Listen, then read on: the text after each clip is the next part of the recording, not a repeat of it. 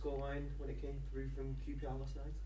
I always expected Queen's Park Rangers to win last night. Obviously, when you get a team like Liverpool to get a 2-goal lead, then probably it can come as a surprise. But remember, every team that we are in the situation that we are in going into the last 10 games of the season, your home form is going to be very, very important, and you always feel that you can compete against anyone from an emotional point of view.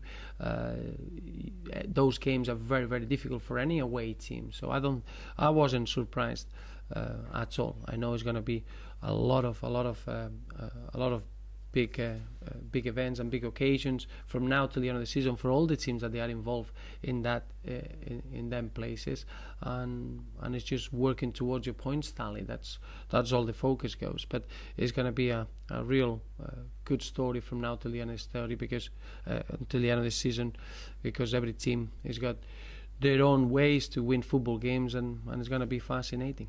Looking at that result, is this a good time to be playing Liverpool? Well, I've seen Liverpool against Stoke at Anfield, and they were very strong, very dominant, and they look in a very good moment. Remember that Liverpool are a very strong group of individuals. They got individuals that they can unlock the door at any time. A bit of magic in any bit of play, it becomes a very difficult team to play against. But in the same manner, we feel confident in the way that we played against Liverpool at the DW Stadium, that we know we need to be perfect, but we can compete against anyone, and it'll be a difficult trip, but going to Anfield is one of the most traditional arenas in world football, and it's an exciting prospect. How do you view the situation at the bottom at the moment? Do you think it will be 3 from 4, or? Well, I think this league, what teaches you is at this stage of the season that unless you get the points that you need to achieve your aim, you're not safe, and that's if you look in every season, it becomes very, very difficult when you have to get points, and in many ways it's going to go down to very small margins, and every point is going to count.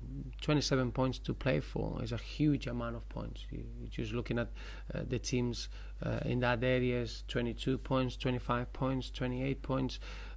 There is a lot of points to play for. So it's gonna be a real twist and turns of events, and the combinations are huge, and everything goes down to the team that it can find their own moment of form, their own consistent level of performance from now till the end of the season, and that gives you enough points. But the combinations are going to go from one week to another with 3 different teams that they get relegated, because that's the emotions that the football produces after a good performance. You feel that you're going to get points everywhere. After a bad performance, you feel that you are down, and even in the same game you can get that feeling, and that's the emotional ride that we all experienced last season, and in many ways that's going to happen this campaign again.